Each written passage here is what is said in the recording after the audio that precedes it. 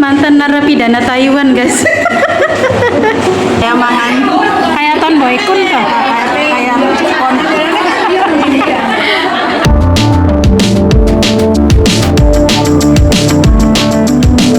Halo teman-teman, Assalamualaikum. Jumpa lagi dengan Arsi Channel. Gimana kabarnya teman-teman semua? Semoga teman-teman semua selalu dalam keadaan sehat walafiat, tidak kurang suatu apapun, dimudahkan segala urusannya, dimudahkan jalan rezekinya. Amin. Ini aku lagi mengawali aktivitas dengan mengirimkan uang ya teman-teman di Chandra. Namun Masya Allah antri banget ini ya teman-teman. Jadi aku tuh Sabtu, Minggu, Senin tuh libur 3 hari karena emang sedang jadi pengangguran ya. Jadi kalau ada temen yang temenin dong aku liburan nggak ada temennya, oh ya udah. Jadi ini aku lagi mau kirim uang ya teman-teman. Tadi pagi juga udah antri ngambil paketan di AN Express. Sedang antri lagi untuk ngambil untuk kirim uang, guys. Setelah tadi antri ngambil paketan.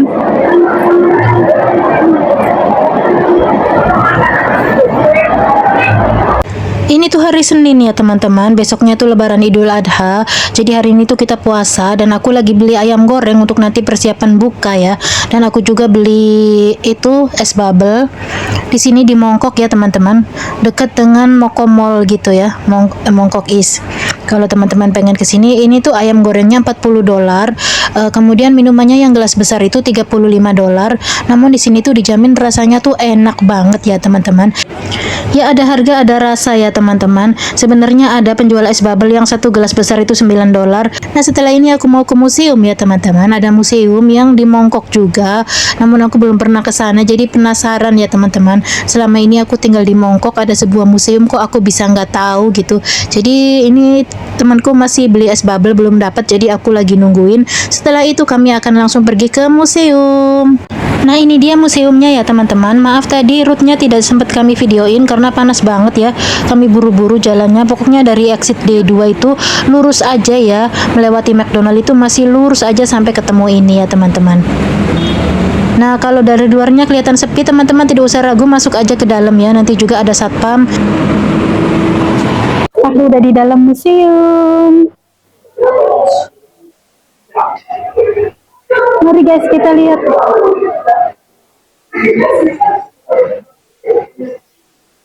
Jadi museumnya luas banget guys.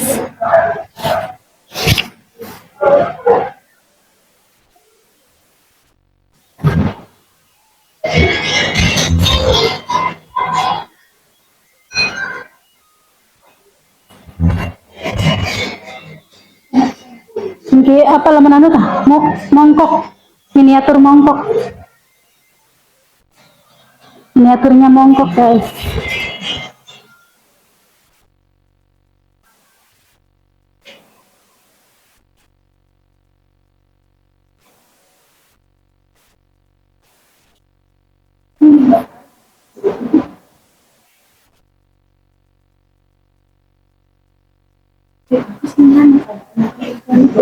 Terus. Oh.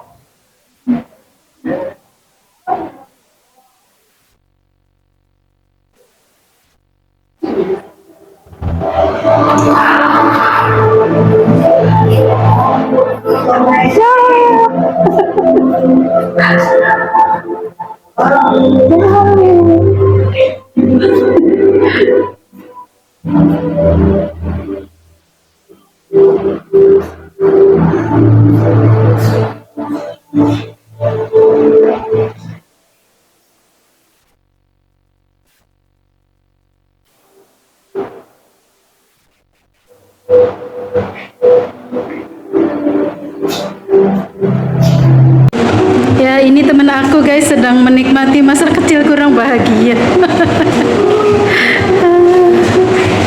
Mantan narapidana Taiwan guys.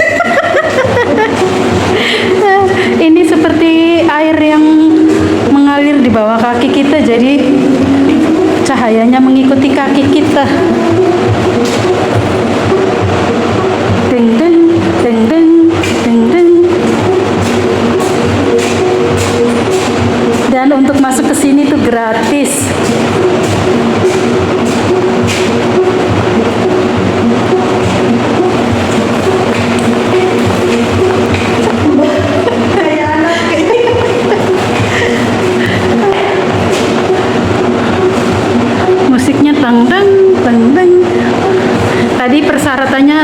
barangnya nggak boleh ditaruh di lantai, nggak boleh makan minum, tapi di bawah ada restoran.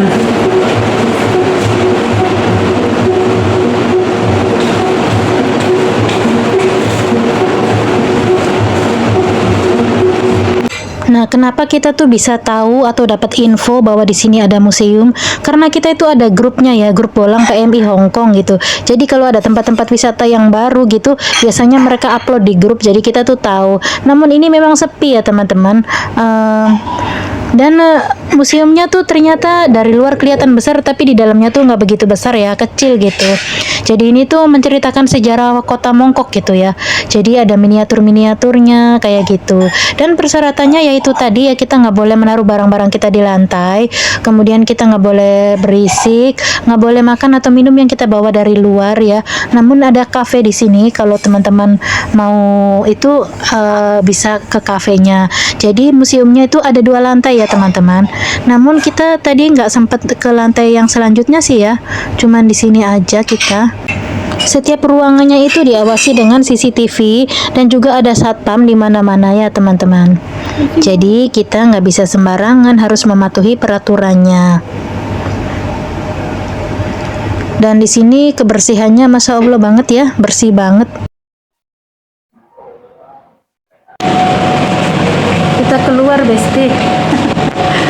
Bestinya lagi sibuk. Thank you. Thank you. Aduh, panas. Nah, ini perjalanan kami pulang ya. Kalau waktu berangkatnya kami nggak sempat videoin karena panas banget. Nah, ini perjalanan pulangnya. Dan karena udah sore, jadi kita nggak sempat naik ke lantai yang tadi, museumnya kan 2 lantai ya. Kita nggak sempat naik ke lantai yang selanjutnya karena udah sore mau buka puasa. Kami sudah pesen mie untuk buka puasanya ya, dan ini sedang menunggu pesanan kami siap. Sebenarnya aku sudah sering ngevlog di sini ya, restoran Hong Kong yang selalu ramai oleh anak-anak Indonesia. Aku sih jujur cocok banget di restoran ini ya, karena pelayanannya tuh makanan disajikan dalam keadaan panas, kemudian tempat duduknya juga nyaman, dan soal harga juga masih terjangkau gitu ya. Untuk yang tidak bisa makan pedas juga di sini disediakan menunya, nggak semuanya pedas. Tempat duduknya lumayan banyak dan teman-teman bisa lihat kebanyakannya teman-teman kita. Nah, akhirnya pesanan kami pun sudah datang. Aku dan temanku memesan 2 mangkok mie daging sapi dengan kuah tomat ya. Jadi rasanya tuh seger banget, gurih, asem-asem gitu, nggak ada pedesnya karena aku memang lagi nggak bisa makan pedas. Namun temanku bisa ditambahin sambal sama minyak wijen dan lain-lain. Ini teman aku orang Cirebon juga ya, cuman dia Cirebon kotanya, daerah Gunung Jati. Kalau sama aku lumayan jauh ya. Dan seperti ini suasana restoran di sore hari ya, masih rame di sini. Merah merona guys. Kan gak gemen dipangan men tak video. Sing kaya ning bangkas ropot. Kayak mangan. Kayak ton boykun kah? Kayak kon. Apa yang kau katakan? Ora lah. Bagaimana rasanya, Wen? Nilainya dari 10 berapa? Ya 80 lah. 8,7.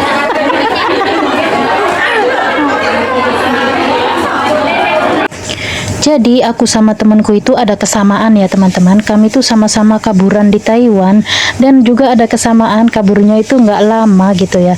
Jadi kalau dia tuh resminya 6 tahun, kaburannya tuh cuman berapa bulan aja gitu. Aku juga sama, aku di Taiwan itu resminya tuh hampir 4 tahun dan kaburannya tuh cuman 7 bulan aja. Itu pun kerjanya tuh bisa dihitung gitu berapa hari kerjanya tuh, kebanyakan nganggurnya. Nah, dia juga bercerita gimana malunya dia ketika ketika ditangkap polisi, kemudian di penjara, kemudian sampai pulang ke Indonesia masih kondisi di borgol, kemudian pas naik pesawat, kita naik pesawatnya paling belakang, semua penumpang udah pada naik semua, kita sendiri serombongan itu naik pesawatnya untuk paling terakhir, dan kondisi kaki sama tangan masih di borgol, dilepas tuh sampai kita mau naik pesawat. Di situ dia bilang malu banget, dan memang aku bisa ngerasain karena aku juga sama ngerasain ya. Jadi itu sampai sekarang traumanya itu ya, sampai di Indonesia pun kalau ketemu polisi tuh aku tuh masih rada-rada jantung tuh tek-tek gitu, kayak masih trauma gitu ketemu polisi tuh. Jadi emang bekas banget ya memori itu tuh ya, waktu ditangkap sama polisi. Padahal waktu ditangkapnya itu ya polisinya tuh ramah banget loh, jangan takut katanya, kita nggak bakalan ngapa-ngapain kamu, kalau memang kamu nggak ada dokumen nggak apa-apa, kamu ikut kami aja, nanti kami bantu proses pulang, kata dia gitu.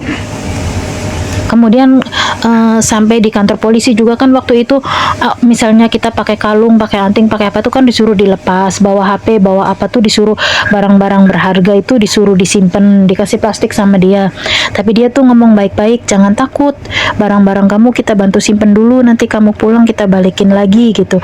Jadi tuh nggak ada perlakuan kasar tuh, nggak ada, cuman traumanya tuh membekas sampai sekarang gitu.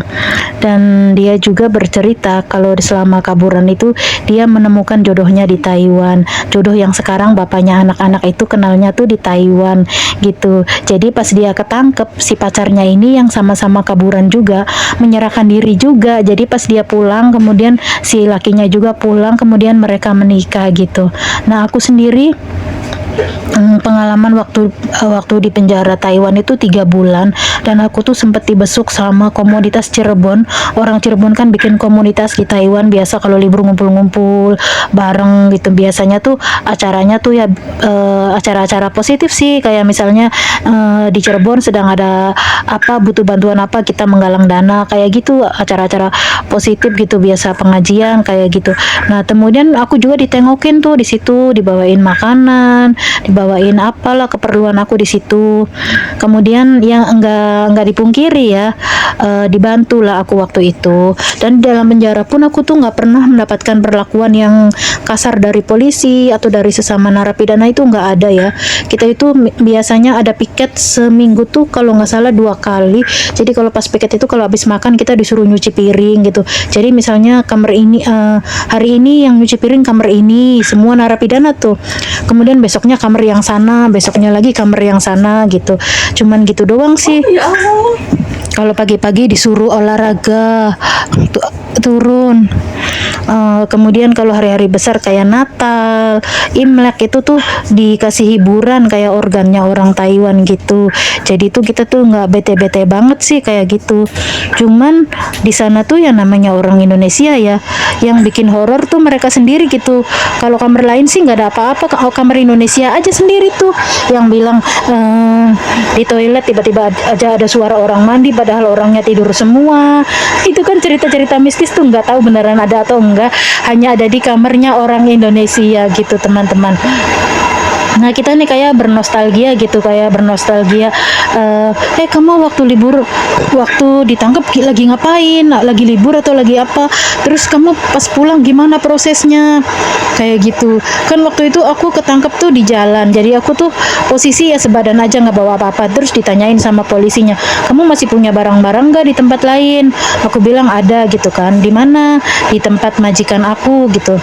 Terus mau diambil enggak? Terus kan aku bilang, kalau diambil majikanku jangan dibawa-bawa, jangan dipermasalahkan gitu. Kalau memang nantinya majikanku harus dipermasalahkan, mending barangku nggak diambil.